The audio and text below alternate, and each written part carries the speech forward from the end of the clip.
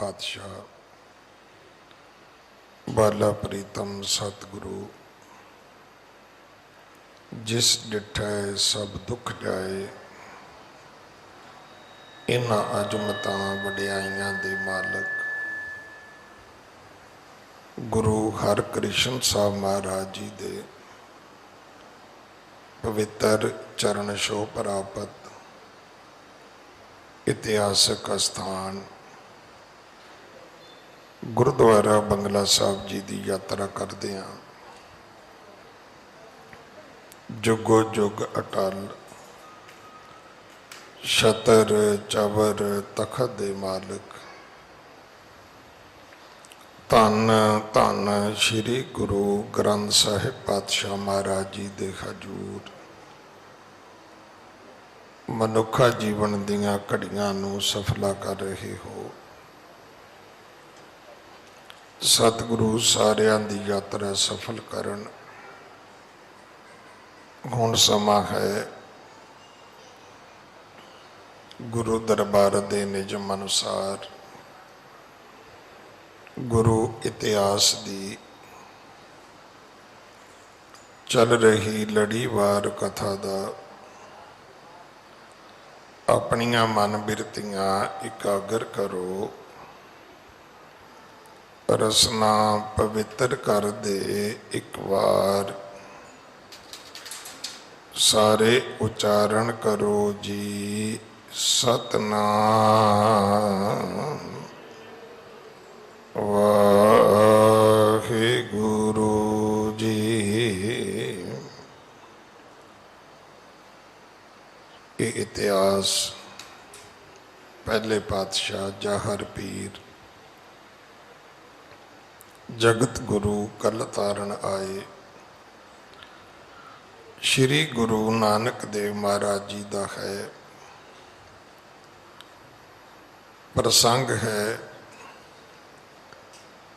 पटने दे सालस राय जौहरी दे नाल सतगुरां दी भेंट होना, मुलाकात होना। अज दिल्ली से गुरुद्वारा प्रबंधक कमेटी ने जगत गुरु गुरु नानक साहब महाराज जी दे महान गुरसिख भाई लालो जी दे जन्म दिहाड़े नूं समर्पित विशेष समागम सजाउणा कीते ने। गुरु घर दे महान कीर्तनीय भाई चमनजीत सिंह जी लाल हाजरी भर के गए ने। मेरे तो बाद भाई अमनदीप सिंह जी होरां ने हाजरी भरनी है। भाई लालो जी अहमदाबाद दे रहन वाले सन। किरती मनुख सन। जगत गुरु गुरु नानक साहब महाराज ने जदों धरत लुकाई नूं सोधन वास्ते जगत जलंदे नूं ठारन वास्ते जगत जलंदे दा उधार करन वास्ते यात्रावां शुरू कीतियां, जिसनों आपां उदासियां भी कहने आ, प्रचारक दौरे भी कहने आ। तो सुल्तानपुर साहब की धरती तो जिहड़ी पहली यात्रा सी वो भाई लालो वल सी। भाई लालो जी तरखाणी किरत करते सन। सिख धर्म के जिहड़े 3 मौलिक सिद्धांत ने उन्हां विच पहला है किरत करना। क्योंकि जिहड़ा भी मनुख किरत नहीं करता वो जां ते मंग के खाएगा जां लुट खो के खाएगा। वो फिर सारी जिंदगी लोकां दी भीख ते टिकिया रहेगा।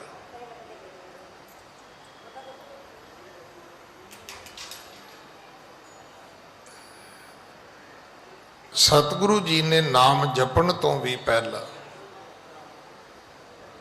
सानू किरत दा हुक्म कीता है। भाई लालो कोई ब्रह्म ज्ञानी नहीं सी, कोई साधु महात्मा नहीं सी, पर जेड़ी गुरु नानक दी कसवटी है कि कर सुकृत धर्म कमाया। हुण वेखो ना, तुहाडे हाथ विच माला है, मुख विच बाणी है, पर तुहाडे कर्मां दे विच चोरी है। तुसीं हेरा फेरी करदे हो, ठगी करदे हो, मिलावट करदे हो, घट तोलदे हो, तुसीं चीज़ लैके मुकर जाने हो, तो फिर तुहाडी वो पाठ पूजा की करेगी। गुरु नानक पिता जी दे घर नूं समझण दी लोड़ है। इत्थे सच्चों उरै सब को उपर सच अचार। सच बोलण तो भी वड्डा है सच कमाउणा। एक व्यक्ति केवल सच दीयां गल्लां करदा है, एक व्यक्ति सच दी कमाई करदा है। हुण दोनां चों कौन वड्डा है? जिहड़ा कमाई करदा है। गल्लां वालियां दी हालत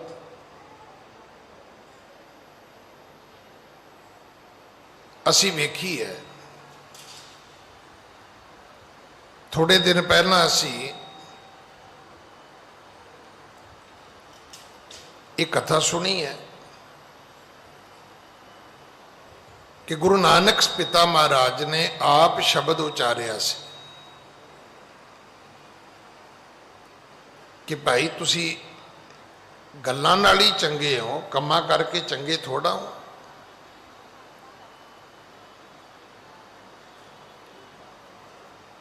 भाई लालो एक किरती गुरसिख ने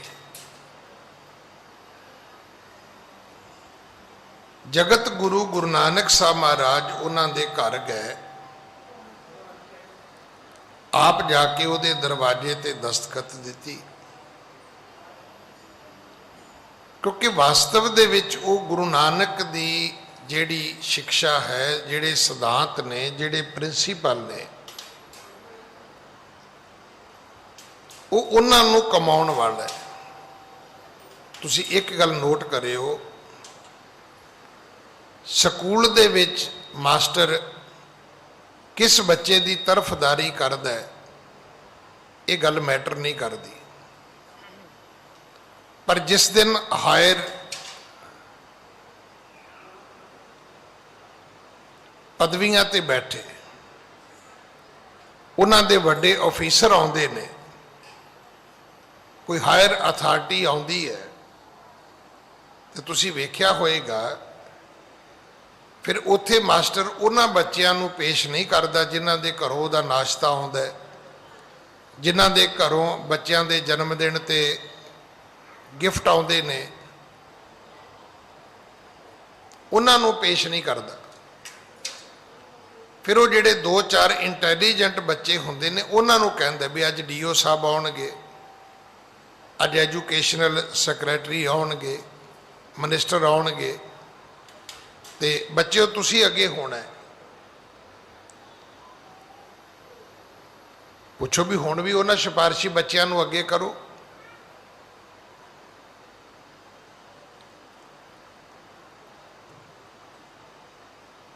असी किवें साबित करिए कि कौन व्यक्ति महान है?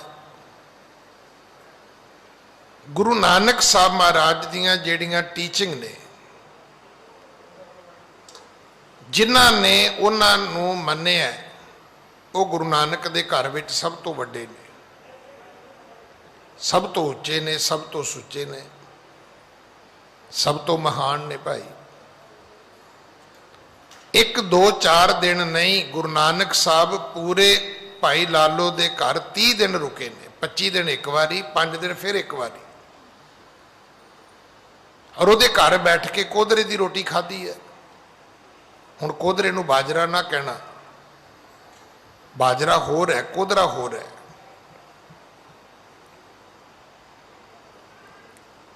भाई लालो दे घर बैठ के सुक्की रुखी मिसी रोटी खाधी है, पर उसे नगरी का एक चौधरी दीवान, एक मलक भागो, जिहड़ा धर्म के नां ते ब्रह्म भोज करदा है। भाई लालो तो धर्म के नां ते कुछ भी नहीं करता, वो सिर्फ अपनी 10 नौहां की किरत करके रोटी खांदा है। पर उस नगरी का एक दीवान, छोटा मंत्री, उथों दे राजे का, वो ब्रह्म भोज करदा है। ब्रह्मा के नां ते, परमात्मा के नां ते वो रोटी करदा है। ते रोटी भी वो लोकां नूं जबरदस्ती खवाउंदा है, बाहुक्म लोकां नूं मजबूर करदा है कि तुसीं मेरे घर आओ, तुसीं आके ब्रह्म भोज करो मेरे घर। वो सब लोगों को मजबूर करता है।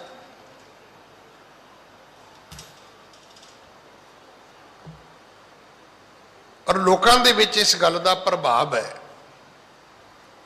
कि ये बहुत चंगा बंदा है जी।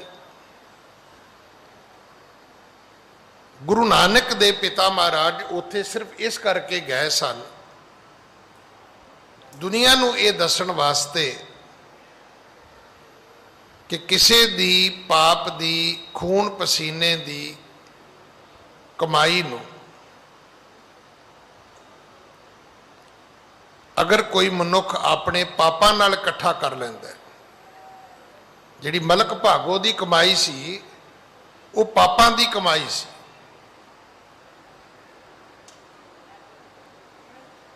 भाई लालो दी कमाई जिहड़ी सी वो नेक नीति दी कमाई सी।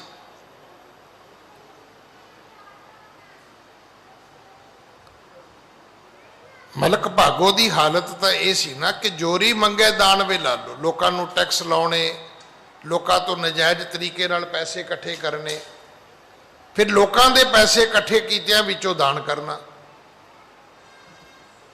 अज भी मैं आप जी को बेनती करा, जी बहुती दान की प्रथा है वो यो ही है कि उत्तों माल आया तो विचों थोड़ा जिहा बाहर कढ़ दिता। पर यह जरूर चेता रखना, गुरु नानक साहब जी के घर का सिद्धांत यह है कि नानक अगे सो मिलै जे खटै घालै दे। तुहाडा कीता दान पुण्य, तुहाडे कीते धर्म कर्म केवल उही फलीभूत होणगे, लाभदायक होणगे ਜਿਹੜੇ ਤੁਸੀਂ आप खट के कमा के ਉਹਦੇ ਵਿੱਚੋਂ ਤੁਸੀਂ ਕਿਸੇ ਦੀ ਸੇਵਾ ਜਾਂ ਕਿਸੇ ਦੀ ਮਦਦ ਕਰੋਗੇ। ਮਲਕ ਭਾਗੋ ਨੂੰ किस ने दसिया? एक पंडित ने, क्योंकि पंडित ने गुरु नानक साहब ਨੂੰ ਕਿਹਾ ਸੀ। सतगुरु उत्थे रहे बहुत दिन, रोज सतगुरु सवेरे जंगल वाल जाते सी, पंडित वेखदा सी। एक दिन पंडित ने पूछ ही लिया भी भाई तू अजनबी बंदा कौन है, तुसी कौन हो, कित्थों आए हो? जो सारा कुछ पूछ लिया तो भाई मरदाने ने दस दिता कि ये नानक निरंकारी ने, मैं इन्हां दा सेवादार हाँ।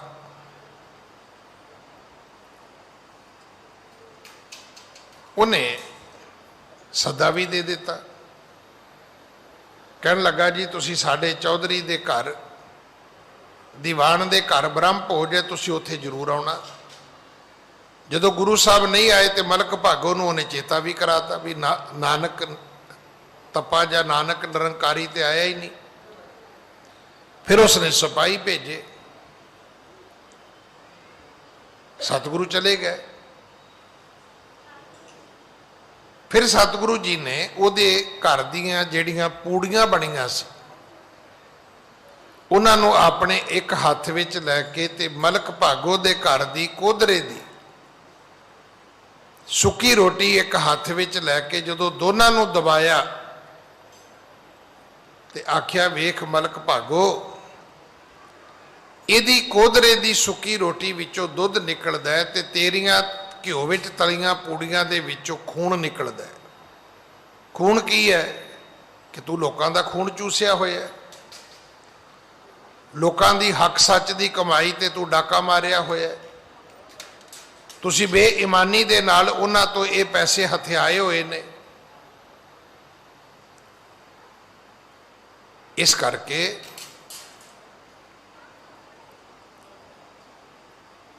तेरी जेड़ी कमाई है वो नेक नहीं है। आप जी नूं पता है, मलक भागो ने इस गल का गुस्सा किया सी। उन्हें नहीं कहा भी चलो ठीक है जी तुसी मैनू सीधे रस्ते पा दिता, मैं अपनी गलती मानदा। उन्हें जाके एमनाबाद के राजे नूं शिकायत कर दी। कहन लगा जी मैं तुहानूं वेखांगा। जिस भाई लालो जी का अज असी दिहाड़ा मना रहे हैं, जिन्ना क मैं भाई कान सिंह नाभा जी तो पढ़िया कि उन्हां दे घर विच पुत्तर नहीं सी। हुण गल हो सकदा साडे च किसी नूं हजम ही ना होवे भी फिर बाबा नानक उहदे घर काहदा आया जी उन्होंने पुत्तर ही नहीं दिता। इथों पता लगता भी भाई लालो ने गुरु नानक दे कोलों मंगिया ही कुछ नहीं।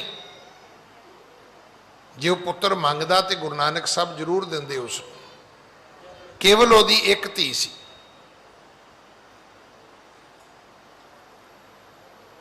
ते भाई कान सिंह नाभा ने लिखिया भी ततला पिंड है, उथे भाई लालो दी जेड़ी अगों वंश है, जेड़ी धी तो चली है, वो परिवार उथे रहिंदा है।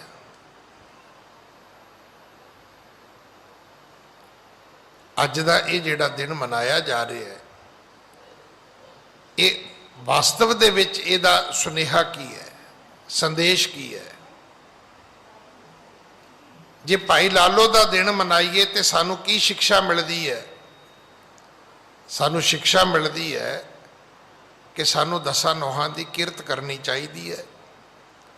सानू रुखी मिस्सी खा के रोटी गुजारा कर लेना चाहिए। सानू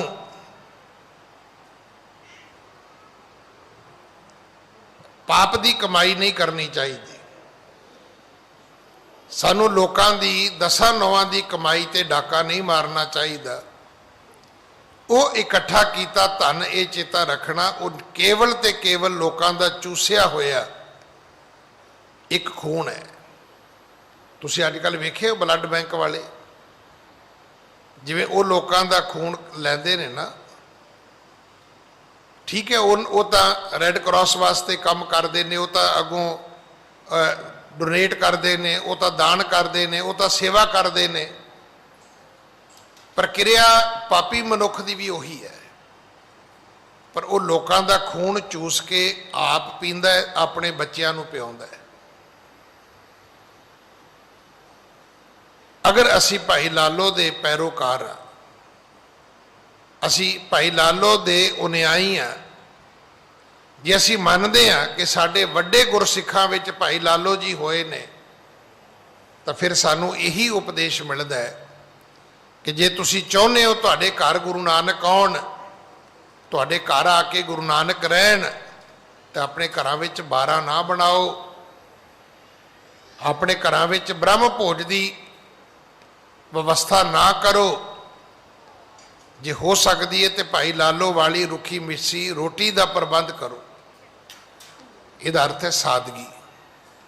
इसका अर्थ ये नहीं है कि सिक्खी का कोई दुनिया की धन दौलत के नाल कोई वैर विरोध है। जिहड़ा अज दिने असी दिहाड़ा मनाया है वो बाबे मक्खण शाह लबाणे दा है। ਹੁਣ ਇਹ ਦੋਨੋਂ ਹੀ ਗੱਲਾਂ आपस ਵਿੱਚ ਵਿਪਰੀਤ ਨੇ। ਭਾਈ ਲਾਲੋ ਕੌਣ ਹੈ? ਜਿਹਦੇ ਘਰ ਵਿੱਚ ਧਨ ਦੌਲਤ ਕੋਈ ਨਹੀਂ ਹੈ।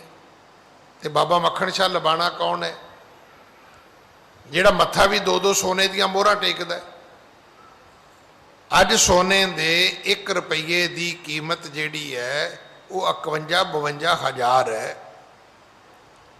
ਜੇ ਇਹੋ ਜਿਹੀਆਂ 2-2 ਮੋਹਰਾਂ ਮੱਥਾ ਟੇਕੀਆਂ ਹੋਣ ਤੇ ਭਲੇ ਸਮੇਂ ਬਾਬੇ ਮੱਖਣ ਸ਼ਾਹ ਨੇ ਲੱਖ ਰੁਪਈਆ 22 ਬੰਦਿਆਂ ਨੂੰ ਮੱਥਾ ਟੇਕਿਆ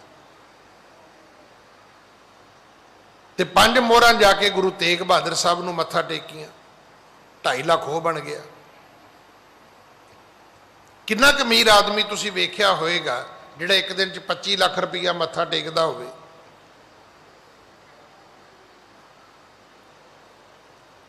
ਹੁਣ ਤੁਸੀਂ ਕਹੋ ਜੀ ਬੜੇ ਬੜੇ ਦਾਨੀ ਵੇਖੇ ਨੇ, ਤੁਸੀਂ ਨਹੀਂ ਵੇਖੇ ਭਾਈ, ਭੁਲੇਖੇ 'ਚੋਂ ਤੁਸੀਂ। ਇਹ ਜਿਹੜਾ ਮੱਥਾ ਟੇਕਿਆ ਹੈ ਇਹ ਉਹਦਾ ਦਸਵੰਧ ਨਹੀਂ ਹੈ। ਦਸਵੰਧ ਸੀ ਉਹਦਾ 500 ਸੋਨੇ ਦੀਆਂ ਮੋਹਰਾਂ। ਹੁਣ 500 ਨੂੰ 50,000 ਨਾਲ ਫਿਰ ਗੁਣਾ ਕਰ ਲਓ। ਜਦੋਂ ਗੁਰੂ ਤੇਗ ਬਹਾਦਰ ਸਾਹਿਬ ਨੇ ਬਚਨ ਆਖੇ ਵੀ ਭਾਈ ਇੰਨਾ ਹੀ ਦਸਵੰਧ ਹੈ, ਕਹਿਣ ਲੱਗਾ ਜੀ ਨਹੀਂ। ਤੇ ਮਹਾਰਾਜ ਕਹਿੰਦੇ ਫਿਰ ਪੂਰਾ ਲਿਆ। ਜਦੋਂ ਪੂਰਾ ਲਿਆਂਦਾ ਤੇ 500 ਮੋਹਰਾਂ ਹੋ ਗਈਆਂ।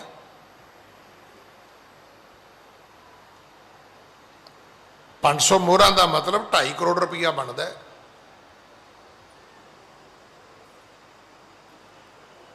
ਤੇ ਜੇ ਉਹ 2.5 ਕਰੋੜ ਦੇ ਰਿਹਾ ਹੈ ਤੇ ਇਹਦਾ ਮਤਲਬ ਇਹ ਨਹੀਂ ਵੀ ਜ਼ਿੰਦਗੀ 'ਚ ਇੱਕੋ ਵਾਰੀ ਦਿੱਤੇ ਨੇ।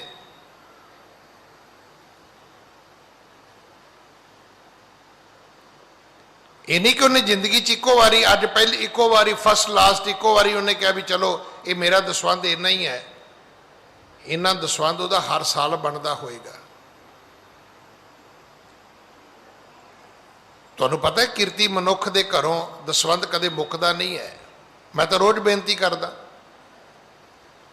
ਕਿ ਪ੍ਰਮਾਤਮਾ ਸਿੱਖਾਂ ਦੇ ਦਸਵੰਧ ਵਿੱਚ ਵਾਧਾ ਕਰ। ਦਸਵੰਧ ਵਿੱਚ ਵਾਧਾ ਹੋਏਗਾ ਜੇ ਤੁਹਾਡੀ ਕਿਰਤ ਵਿੱਚ ਵਾਧਾ ਹੋਏਗਾ ਤਾਂ।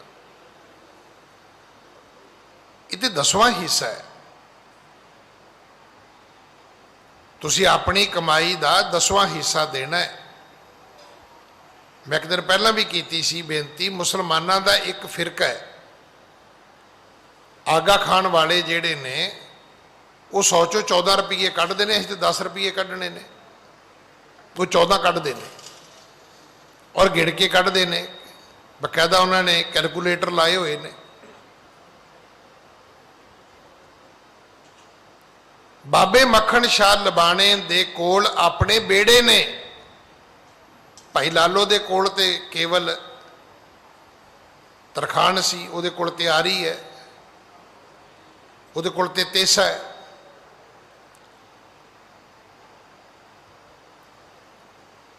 ਉਹ ਇੱਕ ਗਰੀਬ ਮਜ਼ਦੂਰ ਹੈ। ਪਰ ਇਹ ਚੇਤਾ ਰੱਖਣਾ, ਗੁਰੂ ਨਾਨਕ ਉਹਦੇ ਘਰ ਜਾ ਕੇ 1 ਮਹੀਨਾ ਰਹਿੰਦੇ ਨੇ। ਵੱਡੀ ਗੱਲ ਨਹੀਂ ਕਿ ਉਹਦਾ ਕਾਰੋਬਾਰ ਕੀ ਹੈ, ਵੱਡੀ ਗੱਲ ਇਹ ਵੀ ਉਹਦੇ ਘਰ ਗੁਰੂ ਨਾਨਕ ਆਪ ਜਾਂਦੇ ਨੇ। 1 ਵਾਰੀ ਨਹੀਂ 2 ਵਾਰੀ ਜਾਂਦੇ ਨੇ। ਤੇ ਵੱਡੀ ਗੱਲ ਇਹ ਹੈ ਕਿ ਉਹਦੇ ਘਰ ਵਿੱਚ ਪੁੱਤਰ ਨਹੀਂ ਸੀ। ਇਹਦਾ ਅਰਥ ਹੈ ਵੀ ਉਹਨੇ ਗੁਰੂ ਨਾਨਕ ਸਾਹਿਬ ਤੋਂ ਮੰਗਿਆ ਹੀ ਕੁਝ ਨਹੀਂ। ਅਸੀਂ ਤਾਂ ਸਿਰਫ ਮੰਗਣ ਵਾਸਤੇ ਹੀ ਗੁਰਦੁਆਰੇ ਆਉਂਦੇ ਆ। ਅੱਜ ਸਾਨੂੰ ਐਡ ਦੇਣੀ ਪੈਂਦੀ ਹੈ, ਆਹ ਪਾਠ ਕਰੋਗੇ ਆਹ ਮਿਲੇਗਾ, ਇਸ ਗੁਰਦੁਆਰੇ ਜਾਓਗੇ ਆਹ ਮਿਲੇਗਾ।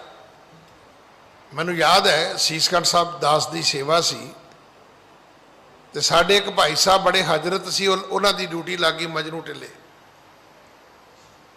ਹੁਣ ਉਹਨੇ ਉੱਥੇ ਵੀ ਕੰਮ ਸ਼ੁਰੂ ਕਰ ਲਿਆ, ਕਥਾ ਸੀਸਗੰਜ ਕਰ ਰਿਹਾ।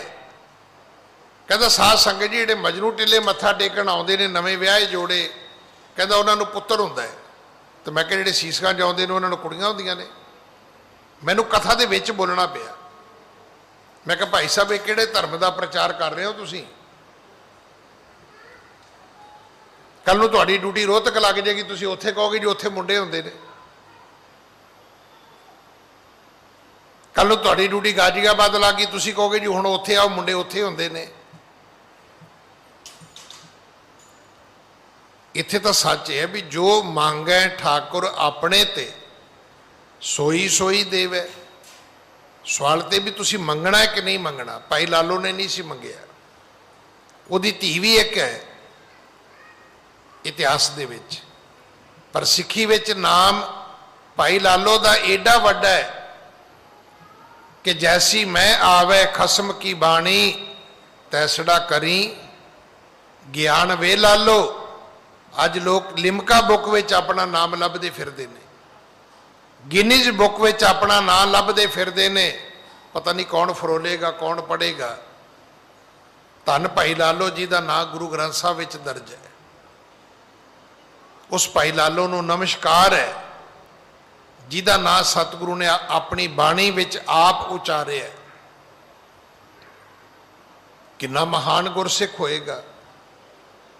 ਅੱਜ ਉਸ ਮਹਾਨ ਗੁਰਸਿੱਖ ਦੇ ਜਨਮ ਦਿਨ ਨੂੰ ਸਮਰਪਿਤ ਇਹ ਅੱਜ ਦਾ ਸਮਾਗਮ ਹੈ, ਜਿਹੜਾ ਸਾਨੂੰ ਸਾਰਿਆਂ ਨੂੰ ਉਪਦੇਸ਼ ਕਰਦਾ ਹੈ ਕਿ ਅਸੀਂ ਕਿਰਤ ਕਰੀਏ, ਅਸੀਂ ਨਾਮ ਜਪੀਏ, ਅਸੀਂ ਵੰਡ ਕੇ ਛਕੀਏ। ਹਾਂਜੀ।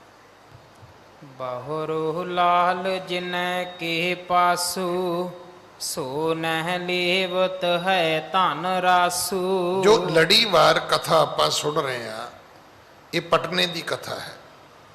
ਗੁਰੂ ਨਾਨਕ ਸਾਹਿਬ ਇੱਥੇ ਆਏ ਨੇ, ਇੱਕ ਕੀਮਤੀ ਲਾਲ ਲੈ ਕੇ ਭਾਈ ਮਰਦਾਨਾ ਜੀ ਸਾਲਸਰਾਏ ਜੌਹਰੀ ਦੇ ਘਰ ਵੇਚਣ ਗਏ ਨੇ।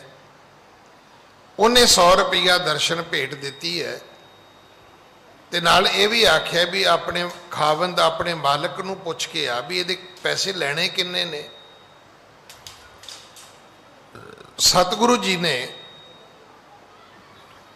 ਜਦੋਂ ਭਾਈ ਮਰਦਾਨੇ ਤੋਂ ਸੁਣਿਆ ਤੇ ਸਤਿਗੁਰੂ ਕਹਿਣ ਲੱਗੇ, ਮਰਦਾਨਿਆ ਲਾਲ ਤੇ ਫਿਰ ਬੜਾ ਕੀਮਤੀ ਹੈ, ਜਿਹਦੀ ਦਰਸ਼ਨ ਭੇਟ 100 ਰੁਪਈਆ ਮਿਲੀ ਹੈ ਤੇ ਕੀ ਕਰਨਾ ਹੀ ਵੇਚ ਕੇ ਰੱਖ ਲੈ। ਕਹਿਣ ਲੱਗਾ ਬਾਬਾ ਰੱਖ ਲੈਣਾ।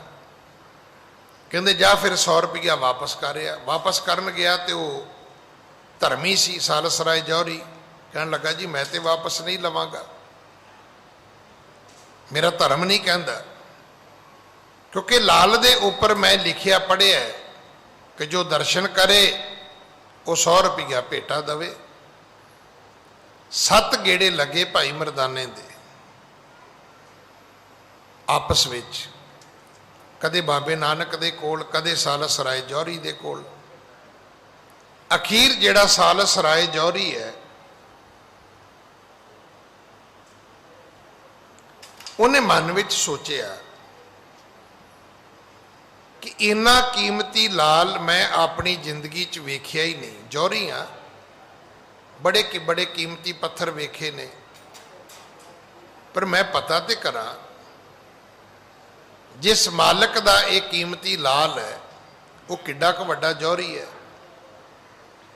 ਉਹ ਕਿੱਡਾ ਕੁ ਵੱਡਾ ਇਹਨਾਂ ਕੀਮਤੀ ਪੱਥਰਾਂ ਦਾ ਵਪਾਰੀ ਹੈ, ਜਾਂ ਕੌਣ ਧਰਮੀ ਪੁਰਖ ਹੈ ਕਿ ਮੈਂ 100 ਰੁਪਈਆ ਦਰਸ਼ਨ ਭੇਟ ਦਿੰਦਾ ਤੇ ਉਹ ਲੈਂਦਾ ਨਹੀਂ, ਉਹ ਰੱਖਦਾ ਹੀ ਨਹੀਂ ਪੈਸੇ। ਉਹ ਕਹਿੰਦਾ ਨਹੀਂ ਬਾਈ ਇਹ ਤੇਰੇ ਪੈਸੇ ਨੇ, ਅਸੀਂ ਨਹੀਂ ਰੱਖਣੇ।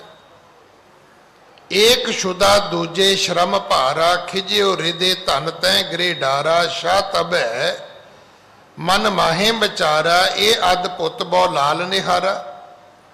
ਇੱਥੋਂ ਤੱਕ ਆਪਾਂ ਨੇ ਕੱਲ ਕਥਾ ਸੁਣੀ ਹੈ। ਅਗਲੀ ਕਥਾ ਆਪ ਜੀ ਪਿਆਰ ਨਾਲ ਸੁਣੋ। ਹਾਂਜੀ। ਬਹੁਰੂ ਲਾਲ ਜਿਨੈ ਕੇ ਪਾਸੂ ਸੋ ਨਹਿ ਲੇਵਤ ਹੈ ਧਨ ਰਾਸੂ। ਜਿਨ੍ਹਾਂ ਦਾ ਇਹ ਕੀਮਤੀ ਲਾਲ ਹੈ ਉਹ 100 ਰੁਪਈਆ ਦਰਸ਼ਨ ਭੇਟ ਰੱਖਣ ਲਈ ਤਿਆਰ ਨਹੀਂ। ਉਦੋਂ 100 ਰੁਪਈਏ ਦੀ ਬੜੀ ਕੀਮਤ ਸੀ। ਉਸ ਵਕਤ ਜਦੋਂ ਅੱਜ ਤੋਂ 500 ਸਾਲ ਪਿੱਛੇ ਜਾਵਾਂਗੇ ਤੇ ਉਸ ਵੇਲੇ 100 ਰੁਪਈਆ ਤੇ ਅੱਜ ਦੇ ਕਈ ਲੱਖਾਂ ਦੇ ਬਰਾਬਰ ਹੋਵੇਗਾ। ਹਾਂਜੀ। ਤਿਨ ਕੋ ਦਰਸ਼ਨ ਚਾਹੀਏ ਕਰਨੋ ਹੈ ਸ਼ੁਭ ਕੀ ਨਾ ਲੋਭ ਜਿਨ ਹਰਨੋ। ਕਹਿਣ ਲੱਗਾ ਉਸ ਮਹਾਪੁਰਖ ਦੇ ਮੈਨੂੰ ਦਰਸ਼ਨ ਕਰਨੇ ਚਾਹੀਦੇ ਨੇ। ਹੈ ਸ਼ੁਭ ਕੀਨ ਲੋਭ ਜਿਨ ਹਰਨੋ। ਕਹਿਣ ਲੱਗਾ ਕੋਈ ਸ਼ੁਭ ਵਿਅਕਤੀ ਹੋਏਗਾ ਜਿਨੇ ਆਪਣੇ ਲਾਲਚ ਨੂੰ ਹਿਰ ਲਿਆ, ਛੱਡ ਦਿੱਤਾ ਹੈ, ਖਤਮ ਕਰ ਦਿੱਤਾ ਹੈ, ਗਵਾ ਦਿੱਤਾ ਹੈ। ਨਹੀਂ ਤਾਂ ਲਾਲਚ ਜਿਹੜਾ ਹੈ ਸਾਡੇ ਸਾਰਿਆਂ ਦੇ ਵਿੱਚ, ਚੀਜ਼ ਆਉਂਦੀ ਕਿਸ ਨੂੰ ਚੰਗੀ ਨਹੀਂ ਲੱਗਦੀ, ਆਉਂਦਾ ਮਾਲ ਕਿਹਨੂੰ ਚੰਗਾ ਨਹੀਂ ਲੱਗਦਾ, ਪਰ ਇੱਥੇ ਸਤਿਗੁਰੂ ਪੈਸੇ ਮੋੜਨਾ ਚਾਹੁੰਦੇ ਨੇ। ਅਸ ਕਹਿ ਲੀਨੋ ਮਦਰ ਆਹਾਰਾ ਜਾਗੇ ਜਹ ਕੇ ਭਾਗ ਅਪਾਰਾ। ਹੁਣ ਇਸ ਸਾਲਸ ਰਾਏ ਜੌਹਰੀ ਨੇ ਆਪਣੇ ਘਰ ਲੰਗਰ ਭੋਜਨ ਤਿਆਰ ਕੀਤਾ।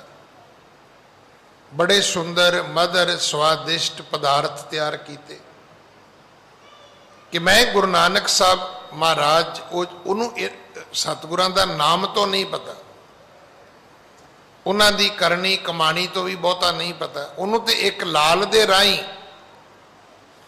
ਭਾਈ ਮਰਦਾਨਾ ਜੀ ਤੋਂ ਇੱਕ ਪਤਾ ਜ਼ਰੂਰ ਲੱਗਿਆ ਵੀ ਕੋਈ ਮਹਾਨ ਵਿਅਕਤੀ ਹੈ ਜਿਹੜਾ ਮੇਰੀ ਨਗਰੀ ਦੇ ਬਾਹਰ ਆ ਕੇ ਬੈਠਾ।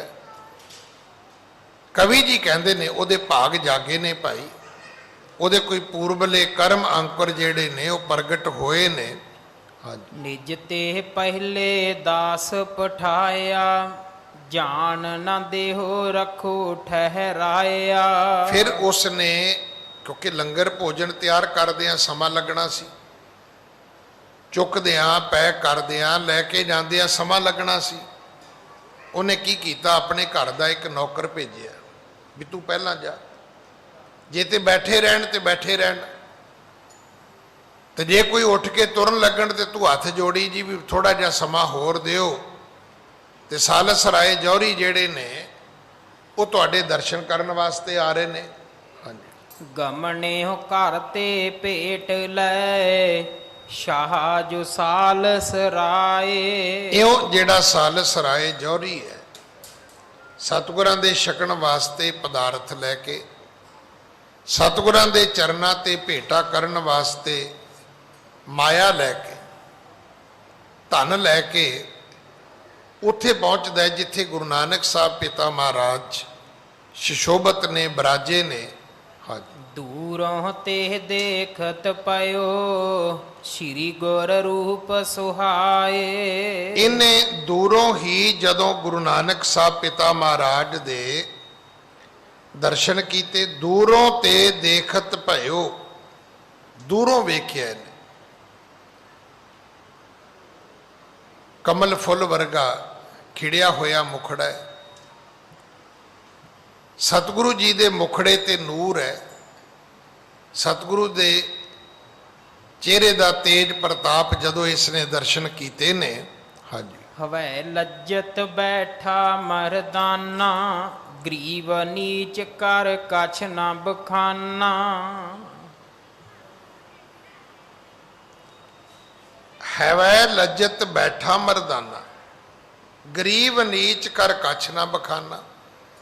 ਪਰ ਜਿਹੜੇ ਭਾਈ ਮਰਦਾਨਾ ਜੀ ਨੇ ਉਹ ਬੈਠੇ ਨੇ ਸਤਿਗੁਰਾਂ ਦੇ ਕੋਲ, ਧੌਣ ਥੱਲੇ ਕੀਤੀ ਹੋਈ ਹੈ ਵੀ ਮੈਂ ਤੇ ਕਿਹਾ ਸੀ ਬਾਬਾ ਮੈਨੂੰ ਭੁੱਖ ਲੱਗੀ ਹੈ, ਮੇਰੇ ਤੋਂ ਤੁਰਿਆ ਨਹੀਂ ਜਾਂਦਾ, ਮੈਂ ਮਰਦਾ ਪਿਆ ਆ, ਤੇ ਬਾਬੇ ਨਾਨਕ ਨੇ ਪ੍ਰਸ਼ਾਦਾ ਤੇ ਦਿੱਤਾ ਕੋਈ ਨਹੀਂ, ਤੇ ਤੋੜ ਕੇ ਹਾਲਤ ਮੇਰੀ ਹੋਰ ਇਸ ਤਰ੍ਹਾਂ ਦੀ ਕਰ ਦਿੱਤੀ ਹੈ।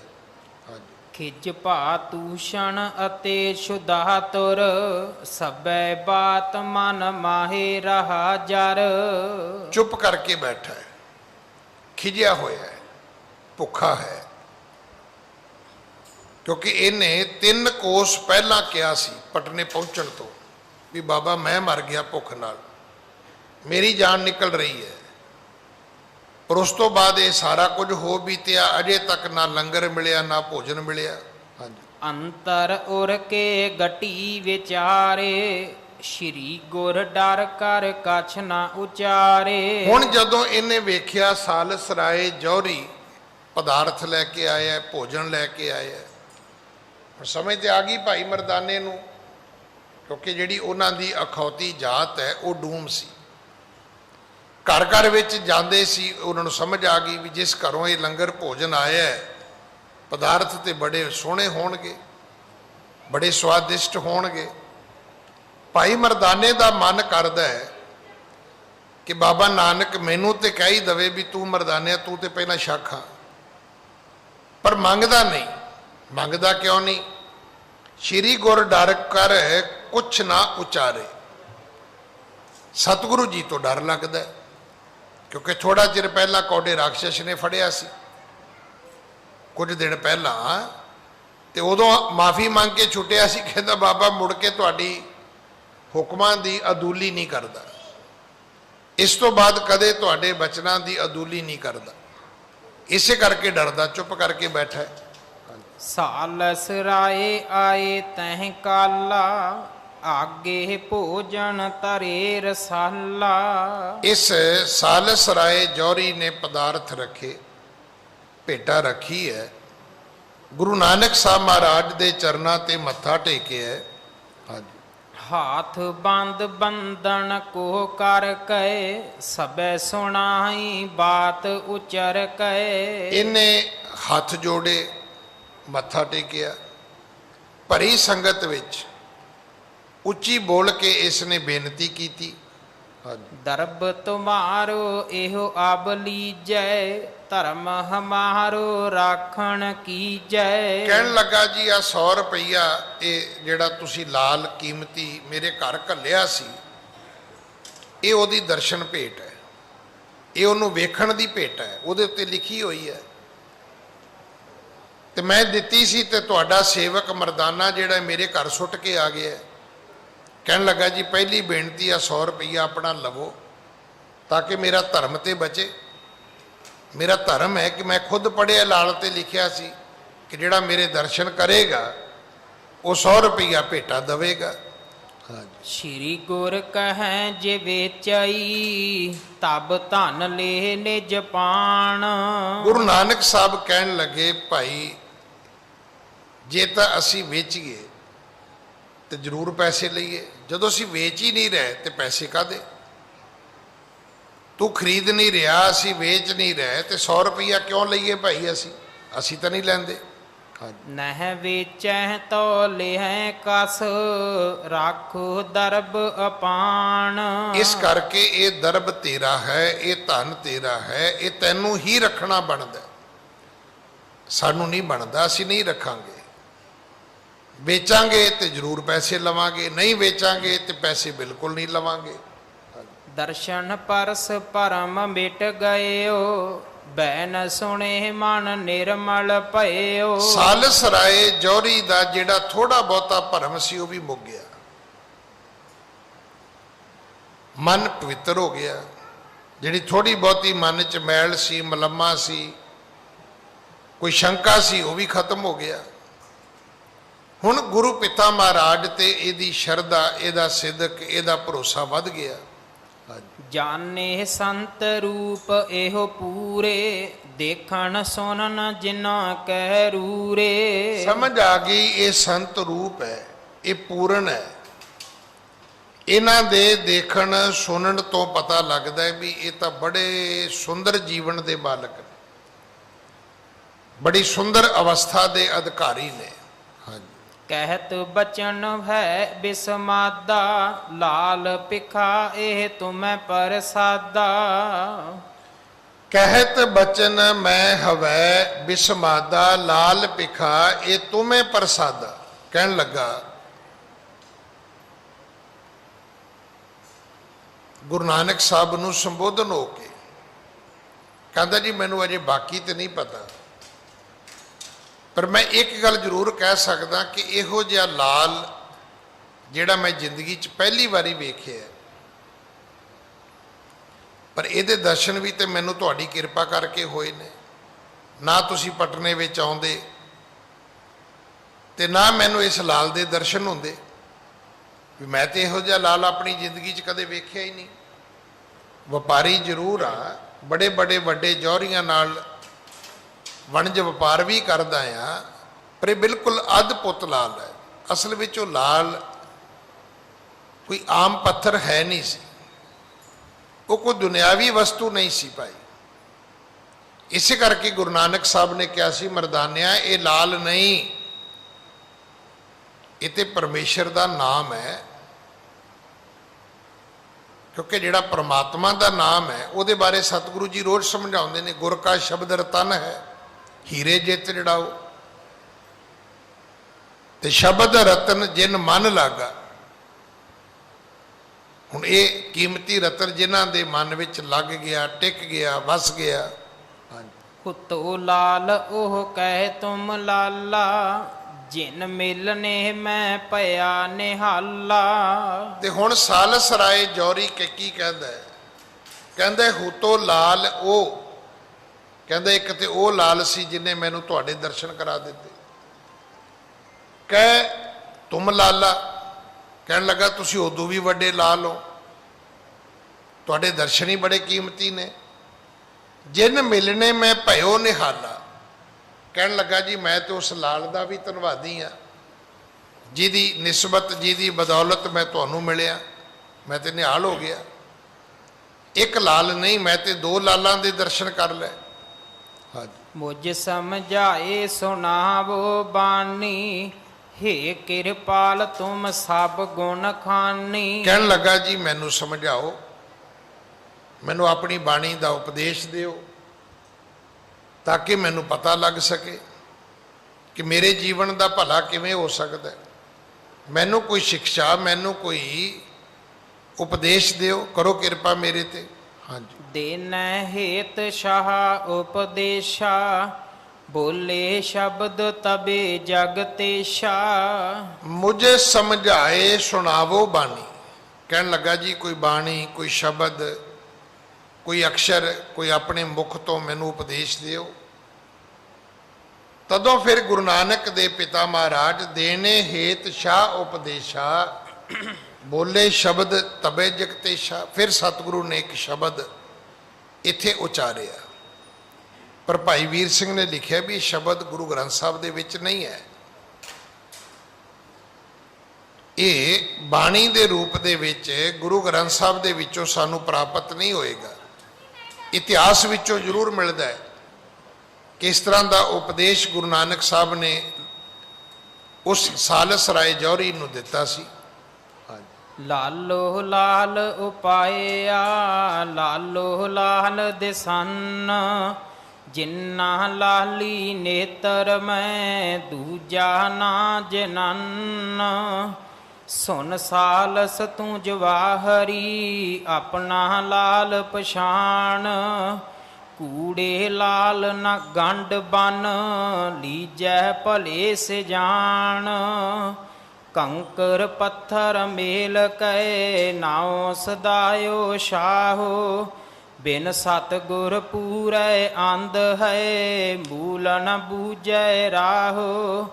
ਮੇਰਾ ਮੇਰਾ ਕਰ ਸੰਜਿਓ, ਰਾਤੀ ਅਤੈ ਡੇਹੋ, ਕਾਈ ਸਾਖ ਨ ਉਪਜੀਆ, ਕੱਲਰ ਉਠਾ ਮੇਹੋ।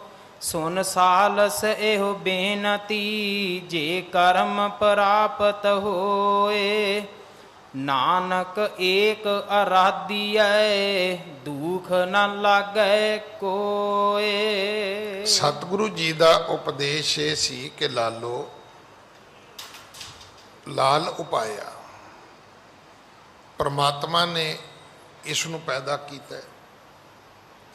ਲਾਲੋ ਲਾਲ ਦਸਨ, ਹਰ ਪਾਸੇ ਇਹੋ ਜਿਹੇ ਕੀਮਤੀ ਪੱਥਰ ਜਿਹੜੇ ਨੇ ਉਹ ਮਿਲ ਸਕਦੇ ਨੇ, ਨਜ਼ਰ ਆ ਸਕਦੇ ਨੇ, ਪਰ ਜਿਨ੍ਹਾਂ ਦੇ ਆਪਣੇ ਨੇਤਰਾਂ ਵਿੱਚ ਲਾਲੀ ਹੈ ਉਹਨਾਂ ਨੂੰ ਬਾਹਰ ਲਾਲ ਲੱਭਣ ਦੀ ਕੀ ਲੋੜ ਹੈ। ਐ ਸਾਲਸ ਰਾਏ ਜੌਹਰੀ, ਤੂੰ ਆਪਣੇ ਲਾਲ ਦੀ ਪਹਿਚਾਣ ਕਰ। ਇਹ ਕੂੜੇ ਲਾਲ ਜਿਹੜੇ ਨੇ ਇਹਨਾਂ ਨੂੰ ਗੰਢ ਬੰਨ੍ਹ ਕੇ ਤੂੰ ਕਿਸ ਪਰਮਾਤਮਾ ਨੂੰ ਮਿਲੇਗਾ, ਕਿਹਦੀ ਸੰਝਾਣ ਕਰੇਗਾ। ਇਹ ਕੰਕਰ ਨੇ, ਇਹ ਪੱਥਰ ਨੇ, ਇਹਨਾਂ ਨੂੰ ਮੇਲ ਕੇ ਤੂੰ ਆਪਣੇ ਆਪ ਨੂੰ ਕਹਿਣਾ ਜੀ ਮੈਂ ਸ਼ਾਹੂਕਾਰ ਹਾਂ ਕਿਉਂਕਿ ਮੇਰੇ ਕੋਲ ਕੀਮਤੀ ਲਾਲ ਨੇ। ਪਰ ਇਹ ਚੇਤਾ ਰੱਖੀ, ਬਿਨਾਂ ਗੁਰੂ ਪੂਰੇ ਤੋਂ ਅੰਧ ਹੈ ਤੇ ਤੈਨੂੰ ਆਪਣੇ ਮੂਲ ਦੀ ਸੋਝੀ ਨਹੀਂ ਮਿਲੇਗੀ। ਇਸ ਕਰਕੇ ਮੇਰਾ ਮੇਰਾ ਕਰਦਿਆਂ ਦਿਨ ਰਾਤ ਤੂੰ ਕੀਮਤੀ ਪੱਥਰ ਲਾਲ ਇਕੱਠੇ ਕੀਤੇ ਨੇ, ਤੇ ਇਹ ਜ਼ਰੂਰ ਚੇਤਾ ਰੱਖਣਾ ਕਿ ਇਹਦੇ ਵਿੱਚੋਂ ਕੋਈ ਸ਼ਾਖਾ ਨਹੀਂ ਨਿਕਲੇਗੀ। ਕਲਰ ਵੁੱਠਾ ਮੇ, ਇਹ ਤੇ ਤੂੰ ਕਲਰ ਇਕੱਠਾ ਕਰ ਲਿਆ, ਇੱਥੇ ਕੋਈ ਖੇਤੀ ਨਹੀਂ ਹੋਏਗੀ, ਕੋਈ ਸ਼ਾਖਾ ਨਹੀਂ ਨਿਕਲਣਗੀਆਂ, ਇਹਨੂੰ ਕੋਈ ਫੁੱਲ ਫਲ ਨਹੀਂ ਲੱਗਣੇ ਭਾਈ। ਹੁਣ ਸਾਲਸ ਰਾਏ ਜੌਹਰੀ ਜਿਹੜਾ ਹੈ ਉਹਨੇ ਸੁਣਿਆ ਕਿ ਨਾਨਕ ਏਕ ਅਰਾਧੀਏ, ਦੁੱਖ ਨਾ ਲਾਗੇ ਕੋਈ। ਜੇ ਇੱਕ ਰੱਬ ਨੂੰ ਅਰਾਧੇਗਾ ਤੇ ਦੁੱਖਾਂ ਤੋਂ ਬਚ ਜਾਏਗਾ। ਹਾਂਜੀ। ਰਾਖੈ ਸੰਚ ਲਾਲ ਜੇ ਪਾਸਿਆ ਤਿਨ ਤੇ ਸਰੈ ਨਾ ਏਕੋ ਕਾਜਾ। ਵੇਖ ਇਹਨਾਂ ਲਾਲਾਂ ਨਾਲ ਇੱਕ ਵੀ ਕੰਮ ਨਹੀਂ ਹੋ ਸਕਦਾ।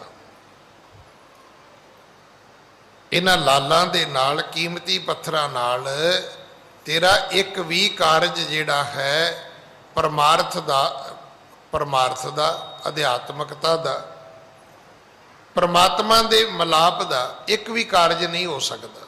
ਹਾਂਜੀ। ਖਾਣ ਪੀਣ ਮੈਂ ਸੋ ਨਹਿ ਆਵੇ ਪਟ ਜਿਉ ਸੀਤ ਨਾ ਦੇਹੈ ਹਟਾਵੇ। ਸਤਿਗੁਰੂ ਕਹਿੰਦੇ ਵੀ ਇਹ ਪੱਥਰ ਤੇਰੇ ਖਾਣ ਪੀਣ ਦੇ ਕੰਮ ਆ ਸਕਦਾ? ਕਹਿੰਦਾ ਜੀ ਨਹੀਂ। ਕਹਿੰਦੇ ਜੇ ਸਰਦੀ ਲੱਗੇ ਤੇ ਕੱਪੜਾ ਬਣ ਕੇ ਤੇਰੇ ਸਰੀਰ ਤੇ ਕੰਮ ਆਏਗਾ ਕਿ ਜੇ ਤੂੰ ਲਾਲ ਹੱਥ 'ਚ ਫੜ ਲਵੇਂ ਤੇ ਸਰਦੀ ਤੋਂ ਬਚ ਸਕਦਾ ਹੈ? ਕਹਿੰਦਾ ਜੀ ਨਹੀਂ। ਜੇ ਤੂੰ ਲਾਲ ਹੱਥ 'ਚ ਫੜੇ ਕਿ ਤੈਨੂੰ ਰੋਟੀ ਪਾਣੀ ਕੋਈ ਇਸ ਪਦਾਰਥਾਂ ਦੀ ਜਿਹੜੀ ਭੁੱਖ ਹੈ ਕਿ ਉਹਦੇ ਤੋਂ ਇਹ ਲਾਲ ਬਚਾ ਸਕਦਾ ਹੈ? ਨਹੀਂ। ਪਾਹਣ ਜਾਤ ਸਵਛ ਪਿਛ ਰਾਖਤ ਕਰ ਹੰਕਾਰ ਸ਼ਾਹ ਨਿਜ ਭਾਖਤ। ਇਹ ਜਿਹੜੀ ਪੱਥਰਾਂ ਦੀ ਜਾਤੀ ਸਵਛ ਜਾਤੀ ਲੱਭੀ ਤੇ ਤਜੋਰੀਆਂ ਖਜ਼ਾਨੇ ਭਰ ਲੈ ਤੇ ਦੁਨੀਆ ਨੂੰ ਕਹਿਣਾ ਸ਼ੁਰੂ ਕਰ ਦਿੱਤਾ ਵੀ ਮੈਂ ਤੇ ਰਾਜਾ ਹਾਂ, ਮੇਰੇ ਤੇ ਖਜ਼ਾਨੇ ਹੀਰੇ ਮੋਤੀਆਂ ਜਵਾਹਰਾਤਾਂ ਲਾਲਾਂ ਦੇ ਨਾਲ ਭਰੇ ਹੋਏ ਨੇ। ਸ਼੍ਰੀ ਕਰਤਾਰ ਨਾਮ ਸਚ ਲਾਲਾ ਜਿਹ ਕੋ ਮਿਲੇ ਸੋ ਹੋਤ ਨਿਹਾਲਾ। ਅਸਲ ਵਿੱਚ ਕਰਤਾਰ ਦਾ ਨਾਮ ਜਿਹੜਾ ਹੈ ਉਹ ਸੱਚ ਲਾਲ ਹੈ, ਪਰ ਜੇ ਕੋਈ ਇਸ ਜਿਹਨੂੰ ਇਹ ਕਰਤਾਰ ਦਾ ਨਾਮ ਜਿਹੜਾ ਅਸਲੀ ਕੀਮਤੀ ਲਾਲ ਹੈ, ਰੱਬ ਦੀ ਬੰਦਗੀ ਹੈ, ਇਹ ਤਾਂ ਕਿਸੇ ਨੂੰ ਮਿਲੇ ਤੇ ਕੋਈ ਨਿਹਾਲ ਹੋਵੇ। ਕੀਮਤੀ ਪੱਥਰਾਂ ਦੇ ਨਾਲ ਕਦੇ ਵੀ ਕੋਈ ਮਨੁੱਖ ਸੰਤੁਸ਼ਟ ਨਹੀਂ ਹੁੰਦਾ। ਸੰਤੋਖ ਜਦੋਂ ਵੀ ਮਿਲੇਗਾ, ਖੁਸ਼ੀ ਜਦੋਂ ਵੀ ਮਿਲੇਗੀ, ਸਕੂਨ ਜਦੋਂ ਵੀ ਮਿਲੇਗਾ, ਇਹ ਤੁਹਾਨੂੰ ਪਾਠ ਪੂਜਾ ਕਰਕੇ ਹੀ ਮਿਲੇਗਾ, ਪੈਸੇ ਇਕੱਠੇ ਕਰਕੇ ਨਹੀਂ ਮਿਲੇਗਾ।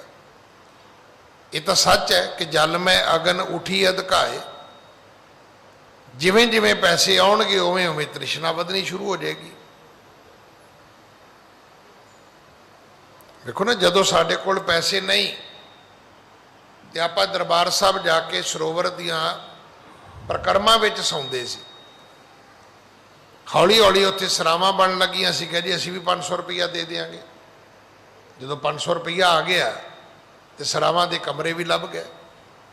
ਜਦੋਂ ਪੈਸੇ ਵੱਧ ਆ ਗਏ, ਹੁਣ ਪੁੱਛੋ ਕਈਆਂ ਨੂੰ ਵੀ ਜੀ ਉੱਥੇ ਸਰੋਵਰ ਜਾਂਦੇ ਹੋ ਦਰਬਾਰ ਸਾਹਿਬ, ਫਿਰ ਕਿਹੜੀ ਸਰਾਂ 'ਚ ਠਹਿਰਦੇ ਹੋ?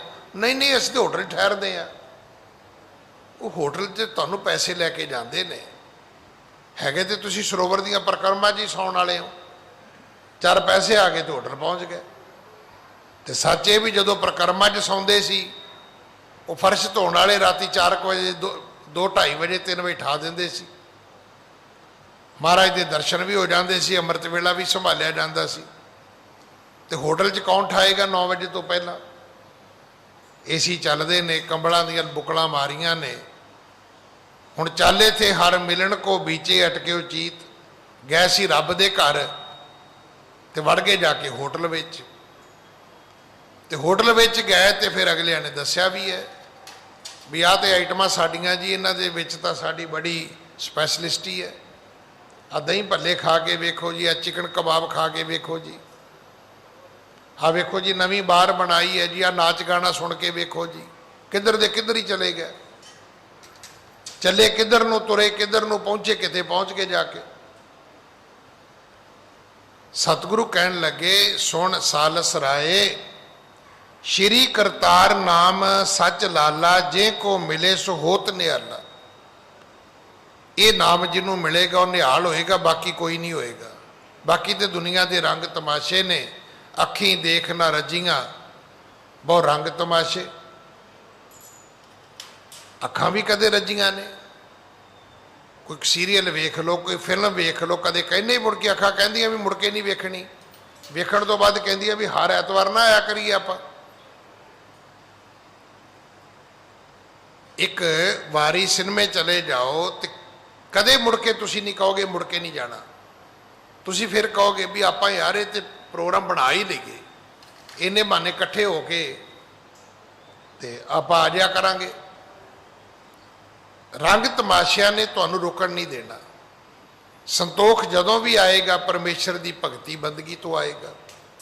ਲਾਲ ਅਮੋਲਕ ਆਪਣੋ ਆਤਮ ਪਰਖਿਓ ਨਾਹੇ। ਸਤਿਗੁਰੂ ਕਹਿਣ ਲੱਗੇ ਅਸਲ ਵਿੱਚ ਤੇਰਾ ਲਾਲ ਅਮੋਲਕ ਜਿਹੜਾ ਹੈ ਉਹ ਤੇਰੀ ਆਤਮਾ ਹੈ, ਤੇ ਸਾਲਸਰਾਏ ਜੌਹਰੀ ਆਤਮਾ ਦੀ ਤੂੰ ਕਦੇ ਪਰਖ ਨਹੀਂ ਕੀਤੀ। ਆ ਸਾਡਾ ਮਰਦਾਨਾ ਇੱਕ ਲਾਲ ਲੈ ਕੇ ਗਿਆ ਤੇ ਉਹਦੇ ਮਗਰ ਭੱਜਾ ਆਇਆ ਤੂੰ, 100 ਰੁਪਈਆ ਤੇ ਦਰਸ਼ਨ ਭੇਟ ਹੀ ਦੇ ਛੱਡੀ ਹੈ, ਹੁਣ ਫਿਰ ਮਗਰ ਆ ਗਿਆ। ਪਰ ਜਿਹੜਾ ਤੇਰੇ ਕੋਲੇ ਆਪਣਾ ਕੀਮਤੀ ਲਾਲ ਹੈ ਉਹ ਤੇਰੀ ਆਤਮਾ ਹੈ, ਤੇ ਆਤਮਾ ਦੀ ਤੂੰ ਪਰਖ ਨਹੀਂ ਕਰਦਾ। ਹਾਂਜੀ। ਨਿਜ ਆਨੰਦ ਭੁਲਾਏ ਕੈ ਪਰਿਓ ਕਸ਼ਟ ਕੇ ਮਾਹੇ। ਇਸ ਕਰਕੇ ਆਪਣਾ ਆਨੰਦ ਭੁਲਾ ਕੇ ਤੂੰ ਦੁਨੀਆ ਦੀ ਧਨ ਦੌਲਤ ਦੇ ਕਸ਼ਟ ਦੇ ਵਿੱਚ ਪਿਆ ਹੋਇਆ। ਅੱਜ ਦੌੜ ਇਸੇ ਗੱਲ ਦੀ ਹੈ। ਵੇਖੋ ਜਦੋਂ ਪੈਸੇ ਨਹੀਂ ਸੀ ਨਾ, ਬੜੀ ਵੱਡੀ ਗੱਲ ਸੀ ਕਿ ਸਾਈਕਲ ਹੀ ਮਿਲ ਜਾਏ। ਤੁਸੀਂ, ਮੈਂ ਤਾਂ ਕਈ ਵਾਰੀ ਦੱਸੀ ਵੀ ਜਦੋਂ ਪਹਿਲੀ ਵਾਰੀ ਮੈਂ ਸਾਈਕਲ ਲਿਆ ਨਾ, ਤੇ ਹਰ ਚੌਥੇ ਪੰਜਵੇਂ ਦਿਨ ਮਿੱਟੀ ਦੇ ਤੇਲ ਵਿੱਚ ਸਰੋਂ ਦਾ ਤੇਲ ਪਾ ਲੈਣਾ, ਫਿਰ ਉਹਦੀ ਉਹ ਚੇਨ ਤੇ ਪਾਉਣਾ, ਫਿਰ ਉਹਨੂੰ ਘੁਮਾਉਣਾ, ਫਿਰ ਉਹਦੀ ਮੈਲ ਕੱਢਣੀ, ਫਿਰ ਉਹ ਫੁੱਲ ਲਿਆ ਕੇ ਉਹਦੇ ਚੱਕਿਆਂ 'ਚ ਪਾਉਣੇ। ਸਾਰਾ ਦਿਨ ਕੱਪੜਾ ਮਾਰਨਾ। ਸਕੂਟਰ ਆਇਆ ਤੇ ਫਿਰ ਵੀ ਕੱਪੜਾ ਮਾਰਿਆ।